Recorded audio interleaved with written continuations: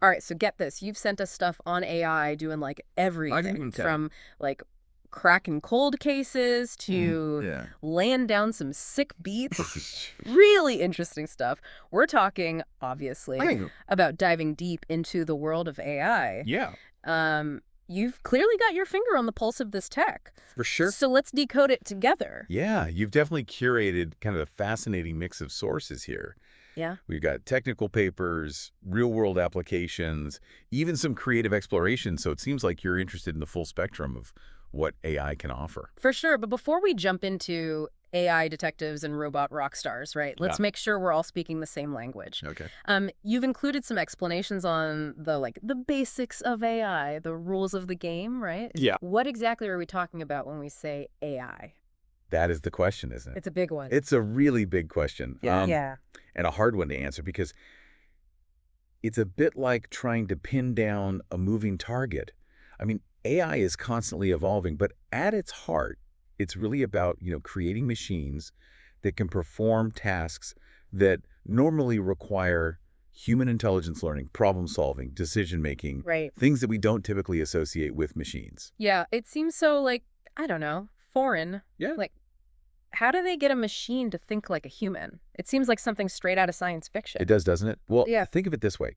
Imagine like feeding a massive amount of data into a computer program that's specifically designed to find patterns. And then this program uses those patterns to make predictions or decisions on new data that it encounters. Okay.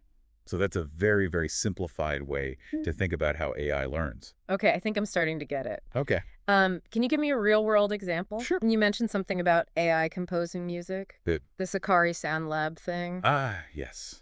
Hikari Sound Lab. So this is a YouTube channel where everything from composing the music to writing the captions for the videos is done entirely by AI. Oh, wow. Yeah, they're using a system called Suno's AI, which is a type of deep learning model. Hold on, deep learning model. Break that down for me a bit. Sounds intense. It does. It sounds very intense. So imagine a computer program that's structured like a simplified version of the human brain, with layers of interconnected nodes that process information. And that's essentially what a deep learning model is. Okay. These models excel at finding incredibly complex patterns in vast amounts of data, which allows them to do things like compose music, or, in the Hikari Sound Lab's case, write song lyrics. Wait, AI is writing lyrics now? Are we sure there isn't a human behind the scenes feeding it lines? Like, what kind of lyrics are we talking about? Right, it's understandable to be skeptical. Yeah, that's Uh, wild. While we don't know the specifics of Suno's AI's creative process, it likely involves analyzing massive data sets of song lyrics to learn language patterns, rhyme schemes, even emotional tones associated with different musical styles. So it's like this whole other level of artificial intelligence. Right. One that goes beyond just analyzing data and actually starts creating. Awfully. I'm picturing a scene from a movie where a robot is like jamming out, writing hit songs. Yeah. What else can this kind of AI do? That's a great question. And it brings us to another fascinating example from the sources you sent, the use of AI in law enforcement. You included an article about the Avon and Somerset police in England using AI to crack cold cases. No, that's what I'm talking about, AI detectives. This is where things start to feel like an episode of CSI, right? Right. AI detectives. I like the sound of that. Tell me more about how they're actually using this technology to, solve crimes. Oh. Okay. Well, the Avon and Somerset police have developed a system that they're calling SOS.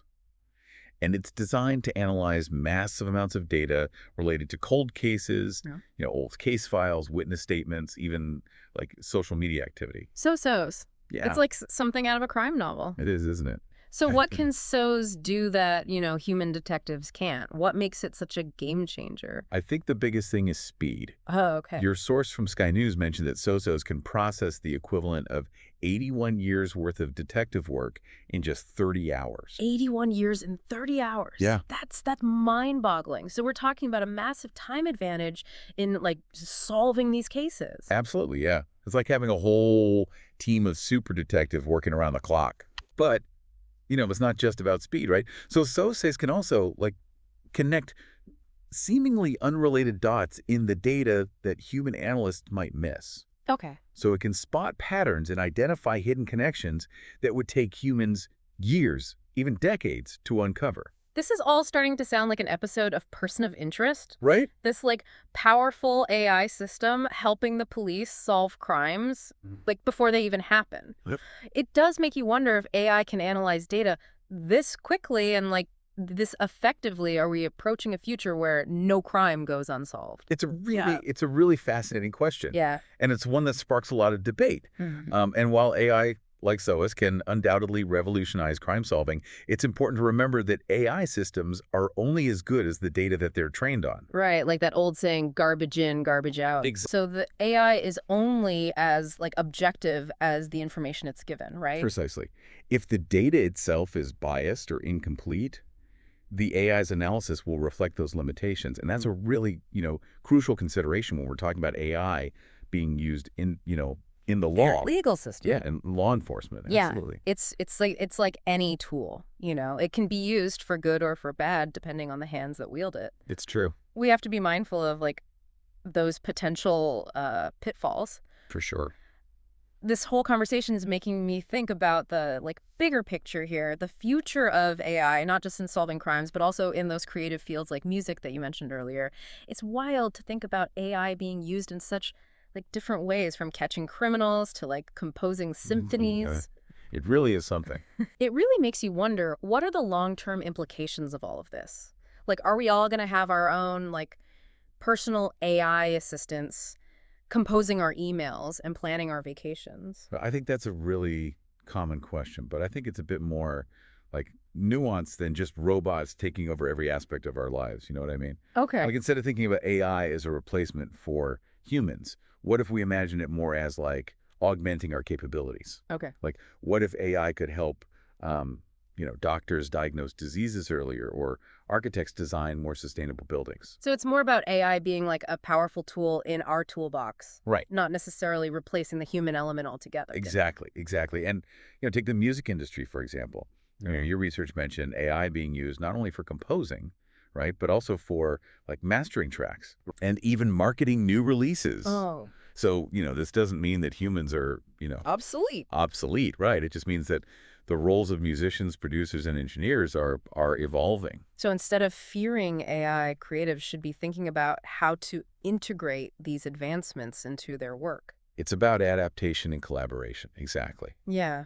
And I think the most successful musicians and artists in the future will be the ones who, learn how to leverage AI as a creative partner.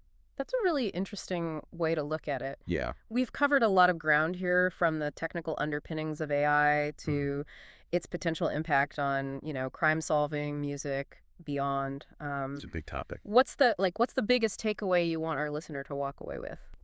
I think the key takeaway here is that AI is not some distant future technology, right? Right. It's already here. Yeah.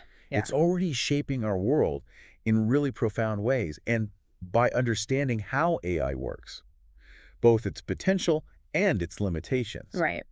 we can make more informed decisions about how we want to integrate this technology into our lives. That's a really good point. Yeah. Knowledge is power, right? Absolutely. But the more we understand about AI, the better equipped we'll be to navigate the changes it brings. 100%.